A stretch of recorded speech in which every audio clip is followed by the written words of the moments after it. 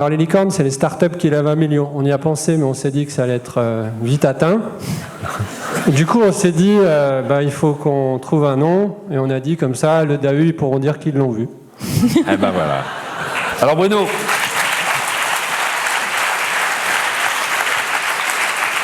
l'aventure, elle part d'un constat dans un premier temps. On dit, il y a trop de déchets, il y a trop de choses dont on se débarrasse et qui pourraient avoir une nouvelle utilisation. En tout cas, on pourrait leur offrir une nouvelle vie. C'est un peu ça le point de départ. Alors l'aventure, elle part d'un double constat, c'est qu'on génère tous des déchets. Et moi, après une carrière dans le fromage, où Alain Michel m'a un petit peu ouvert les portes d'Annecy, je ne suis pas tombé sur la plus petite porte, il connaît un peu de monde, donc le réseau, merci. J'avais fait le tour de la Meule, j'avais envie de faire quelque chose qui me corresponde. Et j'ai dû me recycler en fait, parce que le marché de l'emploi voulait plus de moi, et parce que moi je ne voulais plus du marché de l'emploi tel qu'il était. J'ai rencontré Christian, on m'a dit il y a plein de déchets, et on s'est dit on va essayer, on verra bien. Et alors ?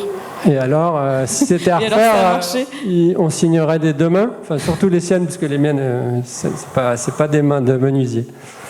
Non, c'est une très belle aventure qui a démarré en juillet 2018, et en 17 mois d'activité, on a vécu des choses fantastiques, et on s'éclate. On ne pensait pas avoir autant de déchets. Et aujourd'hui, le goulet d'étranglement, il est à la prod, donc Christian, faut y aller là. Hein.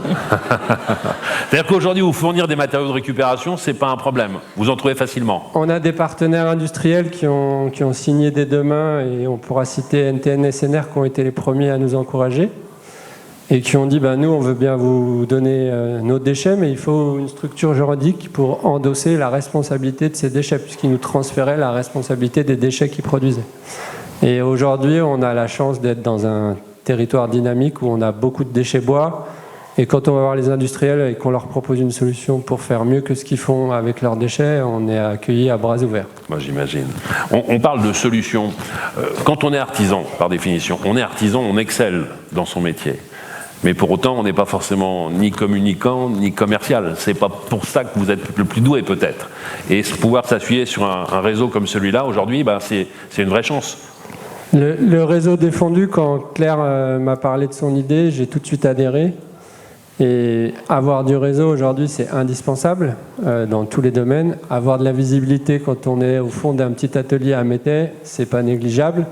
Et on a eu la chance d'être mis en lumière lors de différentes occasions. Les Galeries Lafayette nous ont ouvert leurs portes pour qu'on puisse montrer notre mobilier.